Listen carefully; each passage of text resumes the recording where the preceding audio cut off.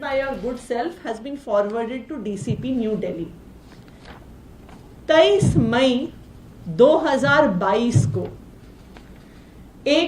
2 जुलाई 2019 की कंप्लेंट निकाली जाती है और उस पर कार्यवाही और कागजात की डिमांड करी जाती है। पिछले 3 साल से कहां था यह केस? पिछले 3 साल से इस पे क्या जांच हुई? पिछले 3 साल से इस पे क्या इन्वेस्टिगेशन, क्या कार्यवाही हुई? नहीं हुई, क्योंकि इन सब एजेंसियों को भी पता है कि यहां पे कोई भ्रष्टाचार नहीं है।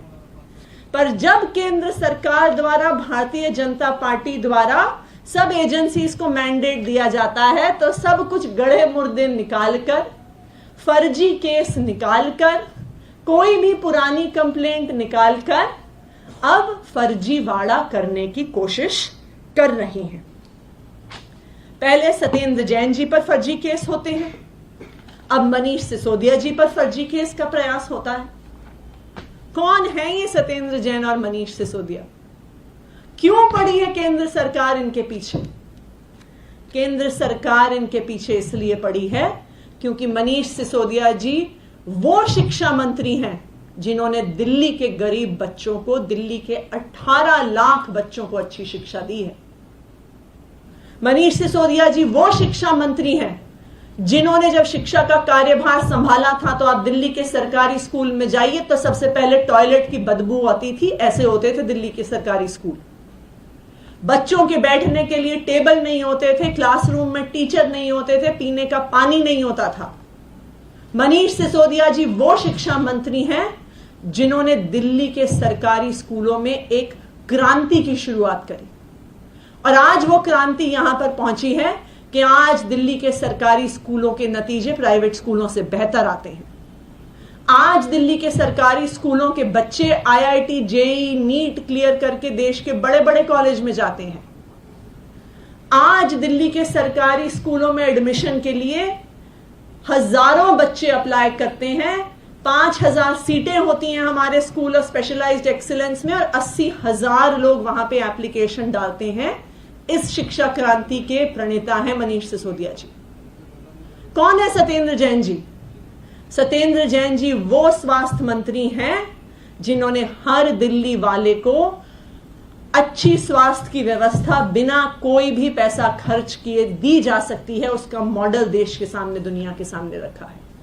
वरना आप याद करिए, एक बीमारी के लिए एक परिवार को अपने सारे गहने गिरवी रखने पड़ते थे, अपनी जमीन बेचनी पड़ती थी, अपना घर बेचना पड़ जाता था जब प्राइवेट अस्पतालों में लाखों रुपए के इलाज कराने पड़ते थे। ये वो सत्येंद्र जैन जी हैं जिन्होंने हर दिल्ली वाले को फ्री इलाज की सुविधा दी है।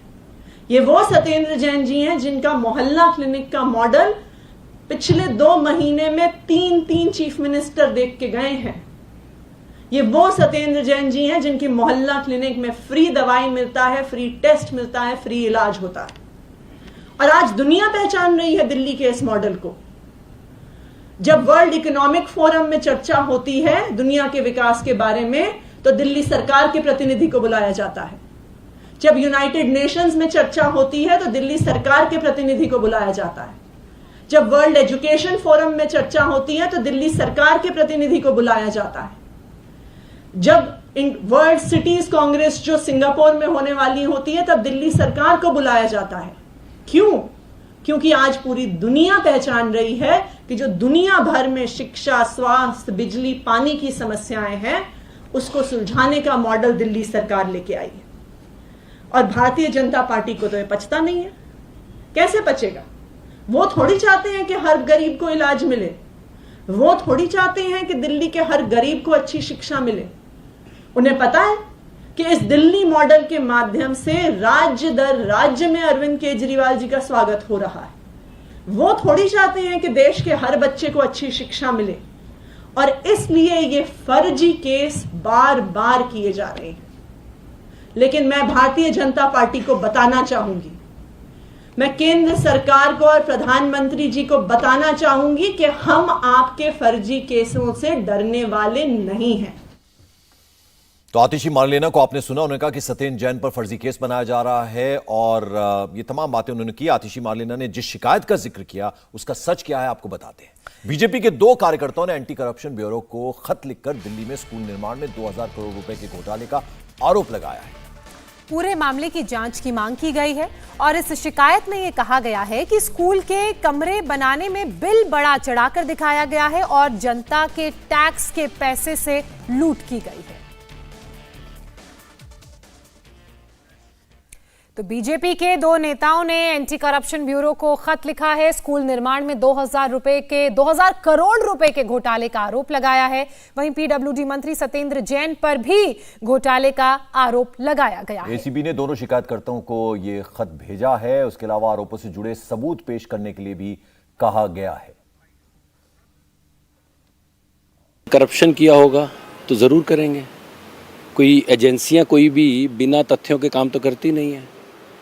अगर कोई डॉक्यूमेंट्स होंगे, अगर कुछ फर्जीवाड़ा किया होगा तभी उनको चिंता करनी चाहिए, और वो चिंता कर रहे हैं तो जायज़ कर रहे होंगे, क्योंकि गैंग लीडर तो वही हैं, उन्हें पता ही है क्या किया उन्होंने। तो आप लोगों ने कुछ शिकायत की थी मनीष सिसोदिया, क्या मामला था वो?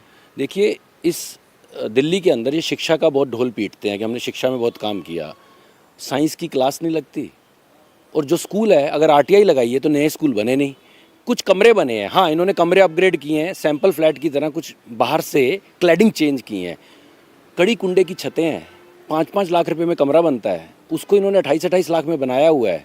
करीब 2000 करोड़ का डायरेक्ट घपला है। उसकी कंप्लेंट हम लोगों ने की हुई है ऑलरेडी एंटी करप्शन ब्रांच को, काफ़ी दिनों से रोक रखा था, और अभी हमें नोटिस दोबारा प्राप्त हुआ है कि उसके और तथ्य दीजिए तो हम देंगे।